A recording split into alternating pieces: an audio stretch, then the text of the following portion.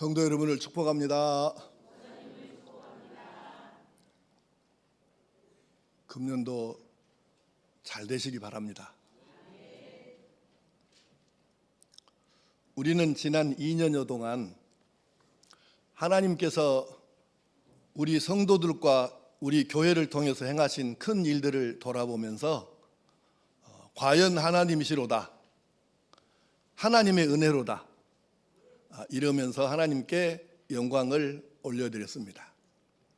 우리 교회 지난 40년은 기적의 연속이었습니다. 하나님께 받은 은사를 중심으로 평신도 사역을 열심히 펴서, 그래서 이것 때문에 전국에서 1,400여 교회가 우리 교회를 겨나가고 탐방하였고 언론에도 100여 차례가 보도가 되었습니다. 우리 교회 평신도 사역을 연구해서 신학대학에서 석사학위 논문도 여러 편이 나왔고, 교수님들도 우리 교회를 연구해서 논문을 발표하는 이런 일들도 있었습니다.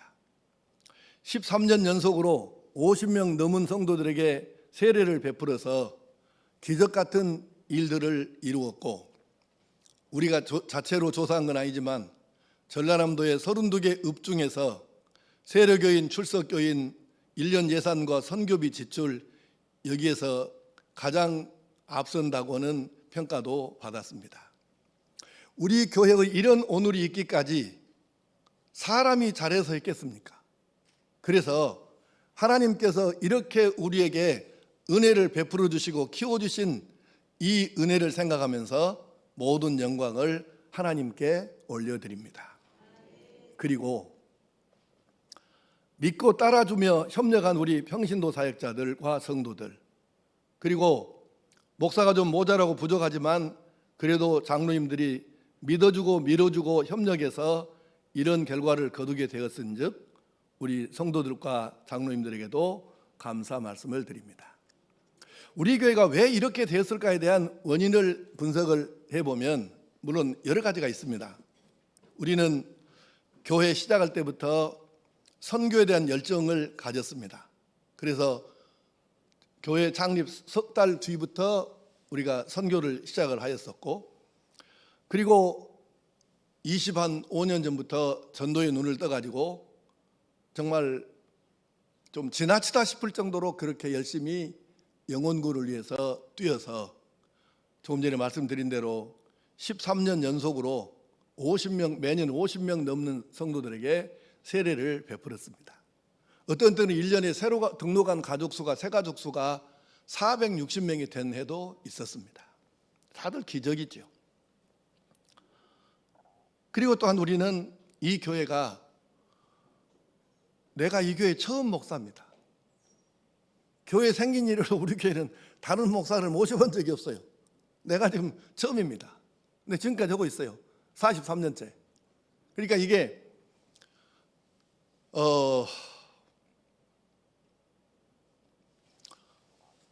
길게 설명할 시간은 없습니다만은 지금 이제 완도에 비슷한 그런 두 교회가 있는데, 한 교회는 화흥교회고 한 교회는 그 교회 명예를 생각해서 그냥 이름은 말 안 하겠습니다.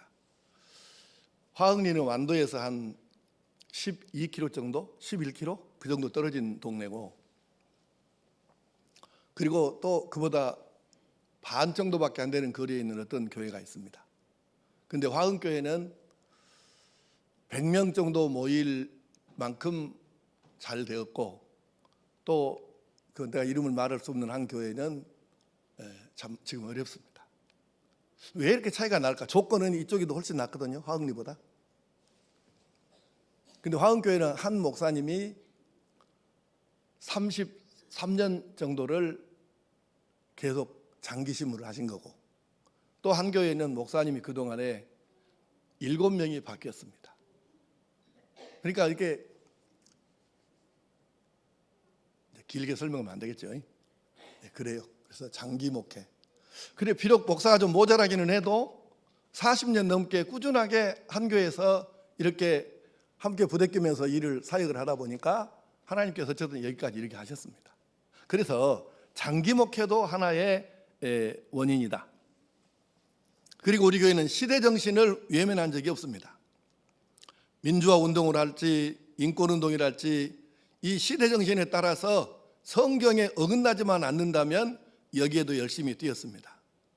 어느 교회보다 먼저 청소년 사역에 뛰어들었고 복지 사역에도 뛰어들었고 지역 사랑하고 섬기는 일에도 열심히 뛰었습니다. 주님과 함께 달려온 40년이었습니다. 그래서 이런 오늘을 하나님께서 허락해 주셨는데, 그리고 우리가 지금 이제 한 세대를 마감하고 두 번째 담임 목사를 청빙하려고 준비하고 있습니다. 방금 말씀드린 대로 이제 새로운 담임 목사님 누가 오실지는 나도 모르지만 여러분들이 꼭 좀 같이 우리 당회원들과 성도들이 기억해 주실 게 있습니다. 첫째는 장기 목회할 수 있도록 해야 된다. 또 하나는 교회가 목회자와 함께 시대 정신을 외면하면 안 됩니다. 세 번째는 리더십이 참 중요합니다. 여러분 기억하십니까? 내 기억이 맞다면 한 3년쯤 되지 않았나 싶은데 우리 교회학교 교사원 신예배를 드릴 때 강사로 오신 분이 익산 삼일교회라고 익산 변두리에 있는 교회인데 그렇게 크지 않은 교회예요. 여기 진영훈 목사님이라는 분이 오셔가지고 성경 구약시대 성경 두루마리를 비롯해서 그 성서 유물 전시했었죠. 그분이에요. 그분이 이제 우리 교회에서, 나는 그때 처음 만난 분이에요. 우리 교회 왔을 때. 그런데 내가 그때 보고, 그래, 일단 우리 교회도 내 후임은 저런 사람이 돼야 돼, 이런 생각을 했는데, 나는 그분이 나하고 아주 친한 목사님하고 동서간인지를 전혀 몰랐어요. 근데 끝나고 나서 몇 달 있다가 우연히 대화하다가 그 진영호 목사가 자기 손아래 동서라는 거예요. 나하고 아주 친한 목사예요. 이 세상에 어떻게 그걸 우리가 모르고 살았냐? 그러고 이제 했는데, 그래서 내가 그때 말하기를, 우리 교회 후임은 바로 진 목사 같은 저런 스타일의 목사가 우리 교회 후임이 돼야 교회가 새바람이 일고 교회가 다시 살아날 수 있다, 이렇게 얘기를 했는데, 나는 여러분 오해 마세요. 그분을 우리 교회 후임 목사라고 내가 데려오려고 했다, 그 말이 아니에요. 오해하지 마시고. 그렇게 했는데 이제 알고 보니까 올 수도 없었어. 왜 못 왔냐? 익산 삼일교회에서 한 2년 가까이 전에 전주 효자동교회로 교회를 옮긴 거예요. 청빙을 받았어. 근데요, 2년이 지금 조금 안 됐는데 부임한 제가 전주가 시끄럽습니다. 이분 때문에. 이분이 가만히 있지를 못해요. 전주 시민들을 대상으로 이리 뛰고 저리 뛰고 이 사역을 했다 저 사역을 했다 교인들을 끌고 막 뛰기 시작을 하는데 전주 시내가 지금 시끄럽습니다. 들썩들썩해요. 그래가지고 전주에 있는 목사님들이 비상이 걸렸는데, 내가 아는 목사님들도 지금 연락을 해보니까 맞다고 그래요. 효자동교회 때문에 우리가 시방 일나게 생겼다. 어째 효자동교회는 저렇게 열심히 뛰어갖고 되는데 왜 우리는 안 되냐 이래갖고 우리가 지금 곤란하게 생겼다. 그래서 목사님들이 지금 비상이 걸렸다가 합니까? 한 사람이 들어가서 교회를 지금 새롭게 일구는데 전주 시내가 이렇게 지금 달라진다. 리더십이 중요합니다. 그래서 하여튼 여러분, 내 걱정하지 말고 후임 목사 청빙을 위해서 하나님께 죽기 살기로 매달려서 이렇게 시대 정신에 맞고 좋은 목사님을 모시게 해서 교회가 이제 내 시대는 끝났으니까 다시 한번 재도약하는 기회로 활용할 수 있기를 축복합니다. 그래서 그런 중간 지금 다리 역할, 이음 역할을 하기 위해서 우리가 다시 한번 뛰어보자 하는 의미로 금년도 표를 빌립보서 3장 12절에서 14절 말씀을 기초로 해서 한번 따라하겠습니다. 다시 주님과 함께 달려갑시다. 이렇게 표를 정했어요. 그러면 어떻게 우리가 다시 주님과 함께 달려서 좋은 결과를 얻을 수 있겠는가? 오늘 그 부분을 함께, 긴 시간이 안 되니까 일단 짧게 좀 정리해서 말씀을 나눕시다. 자, 세상에는 성공학이라는 학문이 있어요. 이거 요체는 뭐냐면, 성공한 사람들 추적조사하고 이렇게 사례들을 쭉 조사해서 통계를 내가지고 그래서 거기서 우리가 얻을 게 뭐냐, 이거를 사람들에게 소개해갖고 다른 사람들도 성공할 기회를 한번 줘보자, 이런 뜻이거든요. 그래서 예를 들면 스티븐 코비 같은 사람은 성공하는 사람들의 7가지 습관 이렇게 해가지고 두꺼운 책도 쓰고 있잖아요. 그런 걸 우리가 성공학이라고 해요. 그런데 내가 많은 적어도 10권 이상의 성공학 관련 책들을 읽어보면서 많은 그런 어떤 성공할 수밖에 없었던 요인들을 이제 찾게 됐는데, 그 중에 특히 내 눈에 들어오는 조건이 하나 있었어요. 그게 뭐냐면, 대부분의 성공자들은 적어도 2-3번 이상의 실패와 아픔을, 쓰라림을 경험한 사람들이었는데, 그 실패와 쓰라림을 당하고 나서 주저앉아서 포기한 것이 아니라 마음을 다잡고 다시 일어서서 새롭게 출발했는데, 그래서 성공해서 그런 사람들이 되었다 하는 것입니다. 다시 말하면 성공한 사람들이 실패가 없이 시작할 때부터 끝까지 시종일관 똑같은 결과를 얻은 게 아니고, 많은 실패와 아픔을 겪어서 쓰라린 상처가 많이 있었다는 거예요. 근데 그대로 주저앉아 있는 것이 아니고, 아이고 나는 안 돼, 이제 끝났어, 이런 게 아니고, 지난달 실패를 왜 실패했을까 원인을 찾고, 그리고 어떻게 해야 내가 다시 일어서서 성공해볼까, 승리해볼까, 이걸 답을 찾은 다음에 다시 시작을 했는데, 다시 뛰었는데 이때 성공을 했다는 거죠.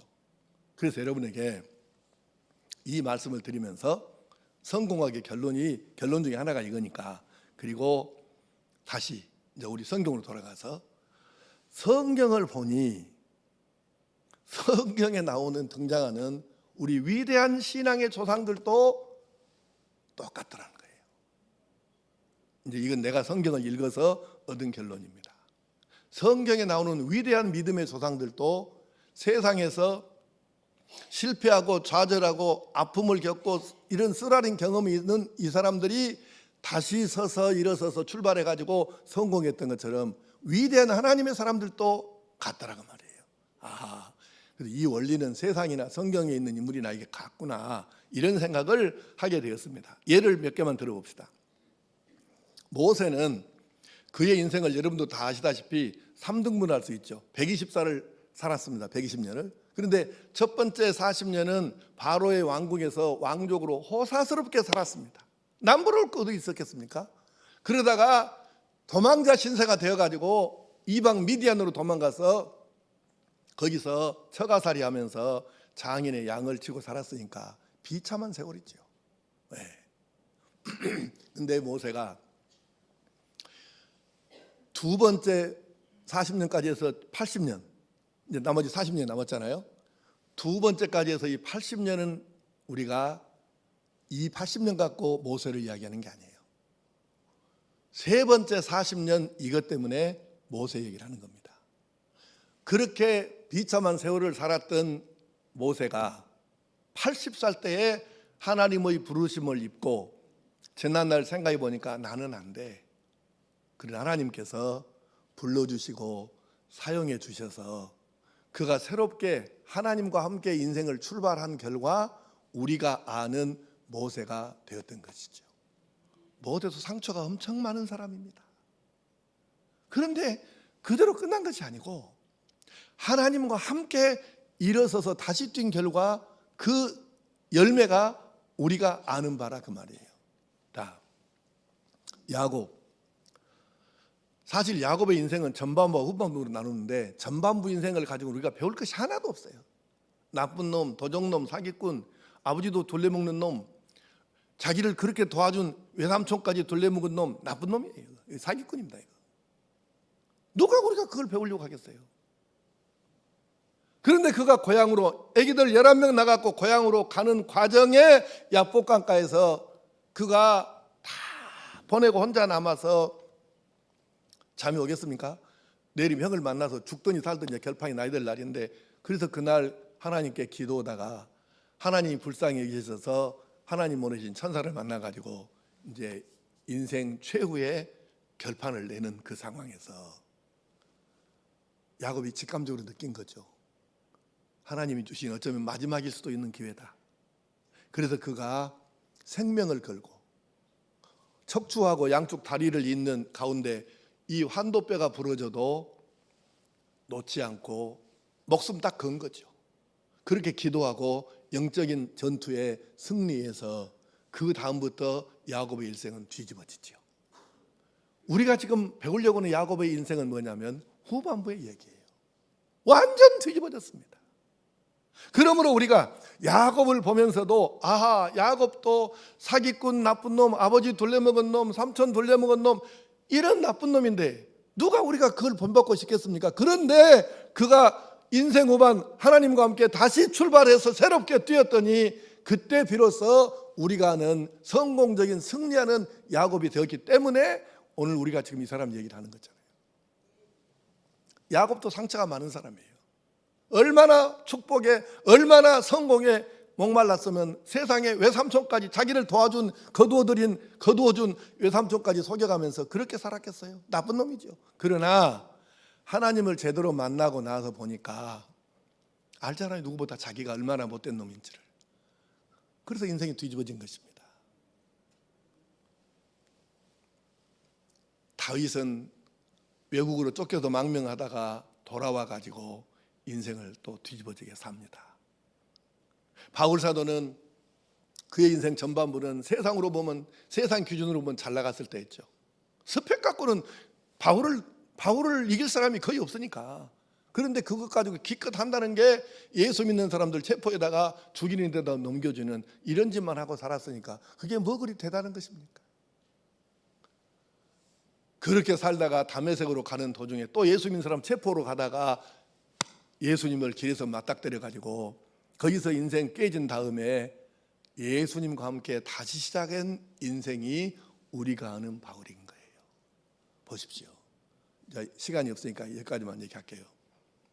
성경에 우리가 알고 있는 위대한 믿음의 조상들도 하나같이 전반부 인생은 참 내놓을 거 별로 없습니다. 어쩌면 부끄럽고 숨기고 싶습니다.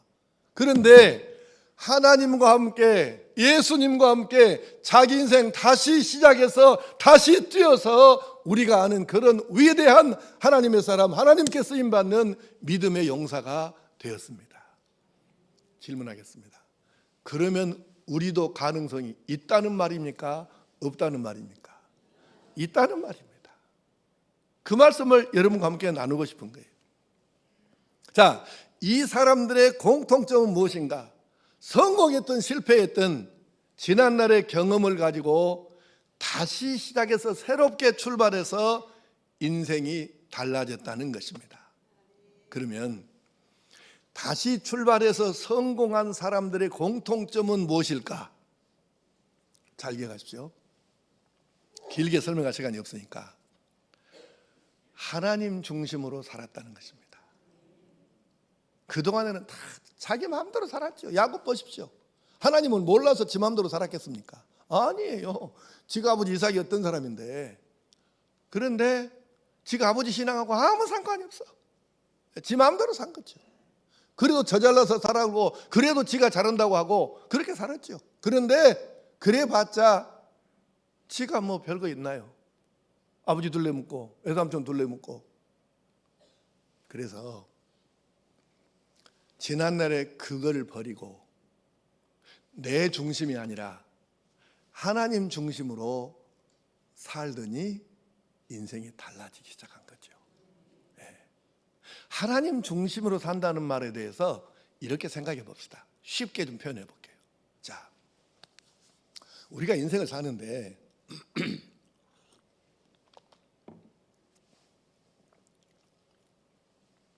무언가 일을 내가 계획을 세우고 일을 추진합니다. 일을 하려고 하는데 여러분 잘 생각해 보세요. 내가 일을 추진하면서 기도를 더 많이 하는가, 이걸 잘되게 하기 위해서 세상적인 방법을 더 많이 연구하는가, 성경을 더 많이 읽고 묵상하는가, 세상 다른 방법을 찾기 위해서 더 많이 뛰어다니는가. 두 가지만 비교하면 답이 나와요. 내가 하나님 중심으로 살고 있다면 무언가 새로운 일을 하려고 할 때, 하면서 추진할 때 세상적인 연구, 머리 짜내는 일, 이것보다 하나님께 무릎 꿇고 기도하는 것을 더 할 것이고, 성경에서 답을 찾기 위해서 성경 묵상을 더 할 것이죠. 그런데 그것이 아니고 성경 묵상이나 기도는 항상 뒷전이고 세 번째, 네 번째 순서고, 세상 연구 먼저 하고 세상 사람들 교제 먼저 하고 이것에 더 치중하고 이러면 우리는 아직도 자기 중심이지 하나님 중심은 아닌 거잖아요. 여러분, 그러면 우리가 세상적인 연구는 하지 말란 얘기인가? 아니죠. 해야죠. 방법도 찾아야죠. 세상에서 어떻게 해야 이게 잘 되나? 물론 연구해야죠. 그러나 그보다 더 중요한 것은 하나님의 도우심과 지혜를 구하기 위해서 무릎 꿇는 일이 더 앞서야 되고 하나님 말씀에서 정답을 찾는 것이 이것이 더 앞서야 된다 그 말입니다. 이것이 하나님 중심으로 사는 거예요. 야곱이 그동안에 어떻게 살았겠습니까? 맨날 머리 쓰고 어떻게 해야 저 양을 내 양으로 만들까? 그래서 막 세상 연구해가지고 버드나무 껍질을 어쩌고저쩌고 해가지고 뭐 얼룩다룩이 생기게 만들고 이게 다 지금 세상적인 방법이죠. 야곱이 그때 기도했습니까? 야곱이 성경 묵상했습니까? 그때? 아니잖아요. 재산은 정식했을지 모르지만은 어떻게 그 인생의 마음속에 진정한 의미의 행복이 들어와 있겠습니까? 그러므로 우리가 하나님 중심 절대로 필요합니다. 그래서 다시 출발해서 성공한 하나님의 사람들의 공통점, 첫째는 하나님 중심으로 산다. 두 번째는 초심을 지켰어요. 사람마다 시작할 때는 다 좋은 마음으로 진짜 이렇게 봐야지 이렇게 봐야지, 그런데 초심 지키기가 이거 어렵습니다. 나도 세상 살아보지만 어렵습니다. 좀 되면 초심이 무너지고 좀 되면 잘 되면 예배 한두 번씩 빠지고 좀 더 잘 되면 이제 더 빠지고. 내가 지난주에 이상하게 사람들하고 이렇게 만나서 대화를 하는데 입안에서 뭔 짠물이 나와요. 뭔 짠물이 입에서 나오지? 계속 나와요. 그래서 사람들하고 대화를 하는데 말할 수도 없고 그냥 계속 빨아먹었지. 이게 뭐짠 것이 나오는 입에 계속 나오는 거예요. 그래서 손님들 보내고 난 다음에 얼른 가서 거울을 봤더니 세상에 입안이 빨가네. 그래서 보니까 뭔지는 모르겠는데 피가 계속 나온 입에서. 더 자세히 살펴봤더니 이빨과 이빨 사이에서 어디 무엇이 터져갖고 피가 나오는데 계속 나오는 거예요. 많이 흘렸어요. 그래서 피를 안 뱉고 그냥 입을 안 벌리고 꽉 닫고 한 30분을 버텼더니 피가 이렇게 어리더라고 또. 이거 막 그래갖고 이거 안 되겠다 해서 그 어린 피를 이걸 두 번을 뱉고 나서 안 되겠어서 전화해가지고 어디를 갔어요. 어느 병원을. 너무 마음이 아팠습니다. 그 병원 개업예배를 내가 인도했고 그 개업예배를 드리면서 절절한 심정으로 매달려가면서 하나님 뜻대로 살겠습니다. 지금 열심히 해보겠습니다. 기도해 주세요. 축복해 주세요. 그래서 또 말씀은 당연히 그렇게 했죠. 근데 어쨌든 개업해 갖고 잘 됐습니다. 직원도 몇 명 썼고. 그런데 지난주에 내가 가서 보니까 세상에 그래갖고 그 잘 될 때 외제차 빼고 아파트 사고 오면서 막 잘 나가더라고. 그러더니 교회 쭉쭉쭉쭉 빠지더니 아예 교회를 안 나와. 1년에 지금 한두 번 나옵니다. 그러더니 내가 지난주에 가봤더니 세상에 직원이 하나도 없고 자기가 다 서문까지 다 보더라고. 마음이 참 아팠습니다. 내가 아무 말 못하고 그냥 치료만 하고 나왔는데 참 마음이 아팠습니다. 여러분, 내가 하나님 좀 이럴 때는 죄송스럽지만 원망스러워요. 하나님 그런 게 너무 잘되게 하지 말고요. 그냥 겨우 먹고 살 만큼만 해주세요. 그러면 계속 그냥 잘할 거 아니에요. 왜 그렇게 잘되게 갖고 이렇게 그냥 교회도 안 나오게 그렇게 하게 만드십니까? 하나님 때문에 이런 건가요? 하나님이 잘되게 해주신 게 그게 지금 문제인가요? 초심 지키기 어렵습니다. 다시금 강조하지만 초심 지키기 어렵습니다. 근데 다시 뛰어서 성공하고 승리한 하나님의 사람들의 공통점 두 번째는 초심을 잘 지킨 사람들이에요. 입 꽉 닫고 있는 분도 계시네요. 세 번째는 사람이 살다 보면 이러잖아요. 잘 될 때도 있고 안 될 때도 있고 올라갈 때도 있고 내려갈 때도 있고 이게 사람 사는 거예요. 그런데 참 철딱선이 없는 사람들이 있어요. 막 좀 잘 되면 오호호호 막 해갖고 이랬다. 또 이렇게 좀 내려갈 때면 온 세상이 다 무너지는 듯 이렇게. 인생이 그렇게 지혜가 없습니까? 이럴 때도 있고 이럴 때도 있죠. 어느 때든 하나님께 대한 절대 신뢰, 이거는 놓치면 안 됩니다. 네 번째는 성령의 감동하심을 놓치지 않는 거예요. 성령께서 끊임없이 우리들에게 감동을 주시는데 어떤 사람은 감동이 있어도 아무 상관이 없는 자기하고 그 넘어가 다 통과 패스. 근데 어떤 사람들은 이건 하나님이 주신 영감이구만. 그리고 이걸 목숨 걸고 이걸 지켜내요. 받아들이고. 다르지 인생이.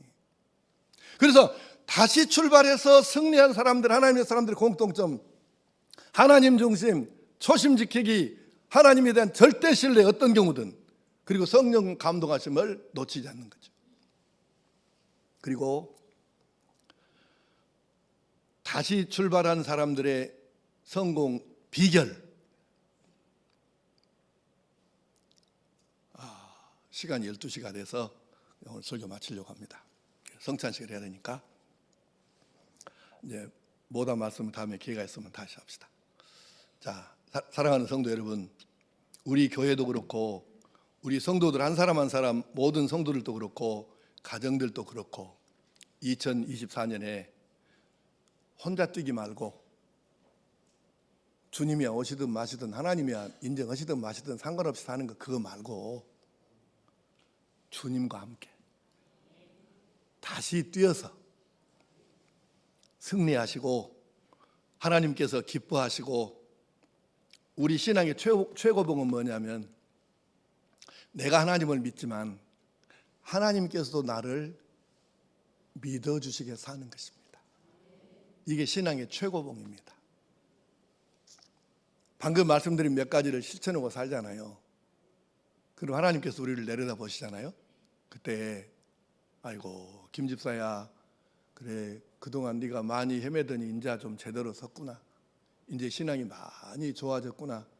이제 내가 너한테